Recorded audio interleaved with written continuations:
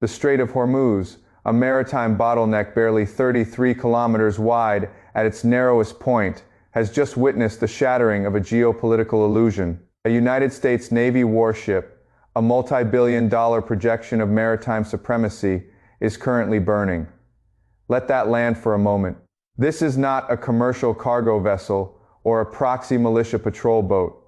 It is a direct instrument of the most heavily funded military apparatus in human history. The vessel was decisively struck by Iranian forces operating within waters they have explicitly and with surgical clarity warned the world they would defend. As damage assessment teams scramble amidst the smoke and casualty figures remain heavily guarded, the silence from the White House is deafening. The Pentagon finds itself in an unprecedented state of damage control, and every narrative the Western media complex has spent 3 decades constructing about absolute American military invincibility is collapsing in real time. To truly grasp the magnitude of this structural shift, we must look past the headlines and examine the hard data underlying the operational environment. The United States allocates roughly $850 billion annually to its defense budget, maintaining 11 nuclear-powered carrier strike groups designed for uncontested blue water dominance.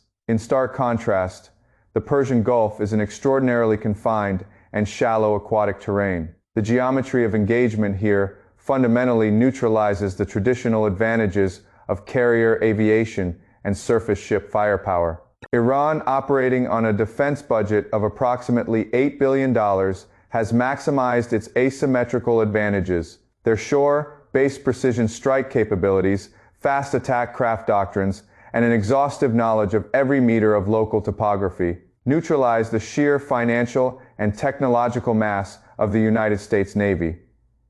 The intelligence community inside the Pentagon knew this was a predictable outcome of a predictable policy. Operating multi-billion-dollar surface combatants in these confined waters under current rules of engagement meant naval commanders either ignored the war-gaming assessments or were ordered to override them. Both possibilities should terrify any objective observer. Have we considered what happens when the assumptions of blue water dominance are dragged into a 33-kilometer bottleneck? What you are about to hear from the coordinated apparatus of Western media is that this was an unprovoked, irrational escalation against a superpower without strategic logic. That framing is a calculated distortion. It is designed to shield an administration that has systematically pushed Tehran toward this exact kinetic response. The reality lies in the technical specificity that the media is deliberately obscuring. What struck that vessel was almost certainly a variant of Iran's anti-ship missile program, which American planners have consistently underestimated publicly while privately expressing far greater concern. We are looking at systems like the Noor, the Qadr, the Khalij Fars, and the Hormuz series. These are not crude relics of the past. They are modern sea-skimming, maneuvering missiles, with terminal guidance packages and low radar cross-sections, engineered to saturate the close, in defense systems that American surface ships rely on as their last line of protection. The Khalij Fars, a ballistic anti-ship missile derived from the Faith 110 family, follows a ballistic trajectory before transitioning to a terminal dive. American ship defenses such as the Phalanx and CRAM are optimized for sea-skimming threats and were simply not designed with high-angle, high-speed ballistic intercept geometry as their primary threat profile. Iranian military engineers understood American defensive doctrine for years and deliberately engineered around it. Why would a nation with a fraction of the defense budget build these specific capabilities? Because they calculated precisely where the armor was thinnest. The American naval projection in the Gulf has functioned like a heavy ironclad knight wandering into a dense, muddy swamp. The magnificent armor that once guaranteed invincibility in an open field becomes the very weight that ensures its drowning. The flames in the Strait of Hormuz illuminate a harsh strategic reality. Technological mass is no substitute for geographical mastery, and the illusion of deterrence dies the moment the deterred party calculates that the cost of submission exceeds the price of war. Indeed, it is this exact calculation that explains why the silence currently emanating from the White House is not an administrative delay or a simple communications failure. The briefings have occurred. The National Security Council has convened. The the chairman of the Joint Chiefs has delivered the assessments. This deliberate, carefully maintained silence exposes the profound paralysis of a political and military reality that Washington desperately wants to keep hidden. There is simply no good response. Consider the sheer scale of the dilemma. The United States, a nation that has anchored its post-1945 global architecture on the projection of uncontested naval dominance across more than 700 overseas military installations, has had a premier warship struck in a regional waterway. If the administration responds militarily, it detonates an escalation chain in a theater where American forces are fundamentally outpositioned. Such a conflict would instantly paralyze the Strait of Hormuz, a critical maritime artery that facilitates the transit of approximately 21 million barrels of oil per Dalton Y, representing nearly 20% of total global petroleum consumption. The resulting shockwave would catastrophically fracture an already fragile global energy system. Conversely, if Washington chooses not to respond militarily, it signals to every observing government on the planet, both ally and adversary, that American deterrence is fundamentally broken. It broadcasts that a competitor can strike a United States Navy vessel, and the political establishment will calculate that the cost of retaliation is simply too steep. This strategic trap did not materialize overnight. For years, working-level analysts within the intelligence community, the professionals who actually process raw data and technical capabilities rather than the politicized leadership layer that tailors assessments for political palatability, have warned of exactly this scenario. They meticulously documented the vulnerability of surface combatants in confined water engagements. They outlined the catastrophic risks of imposing a de facto naval siege on Iranian ports in violation of established ceasefire agreements. Yet, these warnings were systematically overridden. Policymakers, insulated in conference rooms thousands of miles away, convinced themselves that maximum pressure would force a capitulation. Take a moment to look at the historical data that this assumption willfully ignored. Iran did not capitulate in 1980, when an invading army, backed by massive Western logistical and financial support, triggered a brutal 8-year conflict that claimed hundreds of thousands of lives.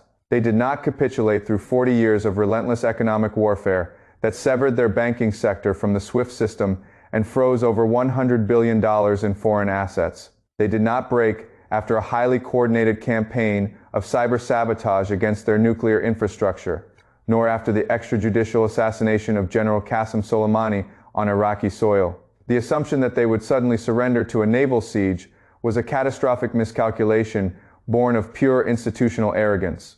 The American foreign policy apparatus has operated like an aging architect, who instead of repairing a crumbling foundation, simply paints over the structural cracks and loudly demands that the building stand tall against the coming storm. Now, the hurricane has made landfall. The silence in Washington is not the calculated pause before a masterstroke. It is the breathless panic of an empire realizing its most sacred bluff has finally been called. To understand how we arrived at this precipice, we must rewind the operational clock to the weeks immediately preceding the strike, because the sequence of events is where the truth inevitably hides from the cameras. The United States Navy had initiated what honest military doctrine classifies not as a legally defined blockade, but as a siege. This was a deliberate strangulation of Iranian port access, utilizing interdiction operations to prevent the movement of goods required by a civilian population of nearly 90 million people. To understand the gravity of this, one must realize that under any serious interpretation of international maritime frameworks, this constitutes an act of war. Iran's diplomatic and military councils explicitly stated this reality. Yet, the Western analytical apparatus, blinded by an internalized assumption of American exceptionalism, dismissed these warnings as mere propaganda. When a foreign policy framework is built entirely on the mythology of its own invincibility, it stops taking the stated intentions of capable competitors seriously. The actual sequence of escalation is a matter of public record, though it is currently being erased in real time. The timeline is precise. Washington imposes a naval siege. Tehran responds by restricting passage in the Strait of Hormuz for vessels connected to co-belligerent states. Washington then announces its intention to forcibly board Iranian vessels under the breathtakingly cynical banner of freedom of navigation. Tehran publicly warns that any boarding attempt will be met with kinetic force. Washington proceeds. The warship is struck. This was not an unprovoked escalation. This was a sovereign state executing the exact response it announced, under the exact conditions it specified. If you watch the mainstream broadcasts today, they will begin the timeline precisely at the moment of the explosion. They excise the siege, the ceasefire violations, and the boarding announcements, because presenting the complete sequence leads to a conclusion the empire cannot afford its public to reach. The panic currently rippling through the corridors of the Pentagon is not due to a single damaged vessel. Military institutions of that scale do not collapse over one tactical defeat. The chaos stems from the terrifying realization that a closely guarded strategic void has just been exposed to the entire globe. The United States does not possess a viable military option against Iran. The war gaming has been conducted exhaustively, and the mathematics of the theater are unforgiving. Consider the geographical and infrastructural data. Iran is not a flat desert.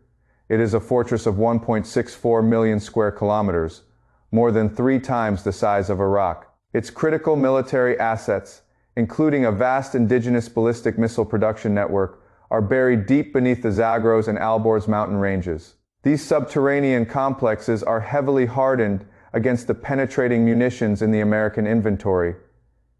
There is no surgical option here. A limited strike merely provides Tehran with the legal and operational justification to unleash a broader missile salvo, trapping American ships in an even more lethal geometry. Conversely, a large-scale strategic air campaign instantly transforms the Persian Gulf into a contested battle space, guaranteeing the immediate destruction of regional energy infrastructure and triggering a global economic catastrophe. A naval siege is a uniquely arrogant gamble when the castle walls are made of impenetrable mountain ranges, and the defenders have spent 30 years building ballistic pathways directly beneath your siege engines. The ultimate tragedy of imperial overreach is not simply that it initiates conflicts it cannot win, but that it violently demands the rest of the world pretend it never started them. Furthermore, the audience observing this moment with the most consequential attention is not located in Washington or Tehran, but in Moscow, Beijing, and the broader global south. The strike in the Strait of Hormuz is being relentlessly processed by every nation that has spent the last decade calculating the actual weight of American deterrent credibility. In the Kremlin corridors, where strategic assessments are notoriously disciplined, this event confirms a long-held thesis. The era of uncontested American military dominance has concluded. Russian military analysts watched Tehran absorb combined military pressure during recent regional escalations and emerge with its strategic capabilities intact. Today's burning warship is merely the final data point confirming that American resolve, when tested by an adversary willing to accept substantial costs, is far less absolute than Pentagon doctrine assumes. In Beijing, the implications are profound and immediate. Chinese analysts are scrutinizing the performance of American surface defenses and the political constraints on escalation with surgical precision. They are not becoming reckless. They are becoming confident. They are applying these exact parameters to the Taiwan question, the South China Sea, and the broader Indo-Pacific theater. The strategic math is inescapable. An empire that cannot respond decisively to a direct kinetic strike on its own warship in a critical maritime choke point is an empire whose extended security guarantees are fundamentally compromised for allies like Japan, South Korea, and the Philippines. The realization is chilling. The post-1945 American security umbrella, under which the global economic order has comfortably sheltered, has been visibly pierced, and the rain is starting to fall. The cost of this exposed vulnerability extends far beyond military prestige. It is an economic anvil about to be dropped on the global working class. The risk premium on Persian Gulf shipping, a waterway that handles nearly a third of the world's seaborne oil trade, is set to spike exponentially.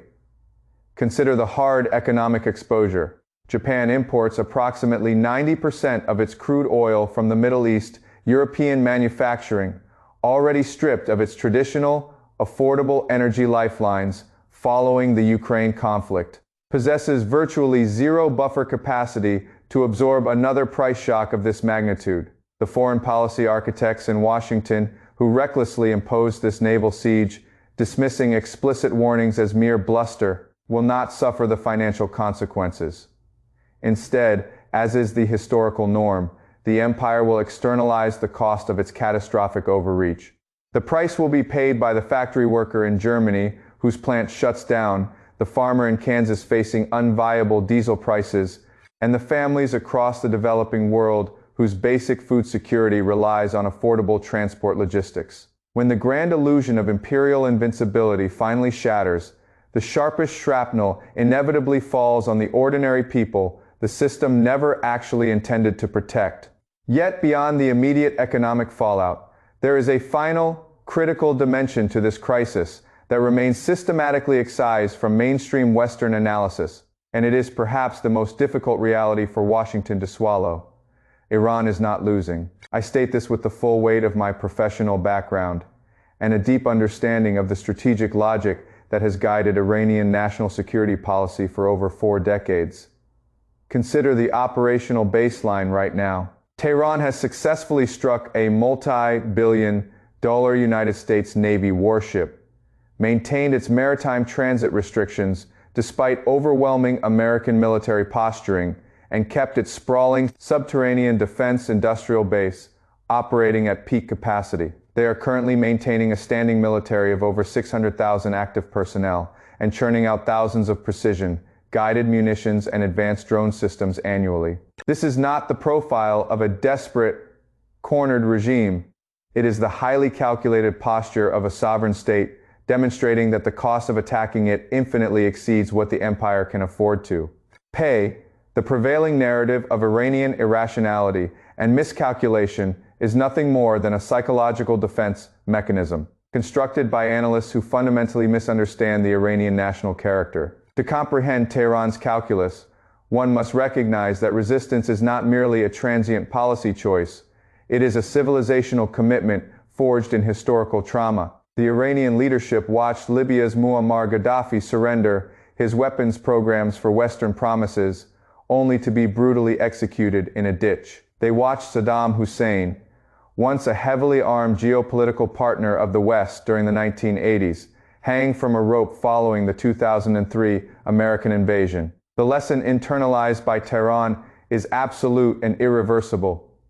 Western security guarantees are an illusion, and capitulation equates to national suicide. You do not break that kind of entrenched institutional memory with a localized naval siege or unhinged threats on social media. They have been preparing for this exact confrontation since 1979, and they are more fortified today than at any point in their modern history. Ultimately, the current silence enveloping the White House is terminal. It cannot hold. The political pressure ecosystem in Washington, fueled by a defense industrial complex that commands over half of the discretionary federal budget, and a media apparatus that instinctively conflates diplomacy with weakness, will inevitably force a public response. When that executive statement finally breaks the silence, I urge you to evaluate it not through the lens of theatrical resolve, but through the unforgiving metrics of strategic reality. Ask yourself a very specific set of questions. Does the rhetoric address the physical vulnerabilities of the surface fleet? Does it acknowledge the chronological sequence of events, specifically the imposition of the naval siege that engineered this exact confrontation? Most importantly, does it offer a structural path to de-escalation that does not rely on the mythical, impossible prerequisite of an unconditional Iranian capitulation? There is in fact a remaining exit ramp away from a civilizational abyss. However, taking it requires the United States to officially acknowledge its operational overreach, lift the naval strangulation imposed on a civilian population of nearly 90 million, and engage with Tehran's established diplomatic framework. That framework is not a manifesto of irrationality. It is a coherent basis for a negotiated security architecture that could stabilize the shipping lanes of the Persian Gulf. But taking this path demands an institutional political courage that the current foreign policy apparatus has systematically purged from its ranks. The gap between what is politically palatable in Washington and what is militarily survivable in the Strait of Hormuz is precisely where the catastrophe lives. The global order does not collapse in a single day, but it does reach a definitive point of no return. Beijing, Moscow, New Delhi, and Riyadh are no longer viewing American military projection with the reflexive deference of the late 20th century. The burning wreckage in the Middle East did not merely damage a multi-billion-dollar vessel. It fatally punctured the foundational credibility of a global deterrence architecture that has remained unquestioned since 1945. Military credibility, once publicly dismantled in front of the entire geopolitical theater, cannot be magically legislated back into existence. The American century is not ending with a formal treaty signed on the deck of a victorious battleship. It is drowning in the shallow, contested waters of the Persian Gulf, anchored to the seabed by its own unrevised assumptions. We are not just analyzing another regional flare-up. We are standing at the exact coordinates where the tectonic plates of history have permanently shifted. I want to hear your analysis on this structural shift. Drop your thoughts in the comments below, and let us keep watching the board together.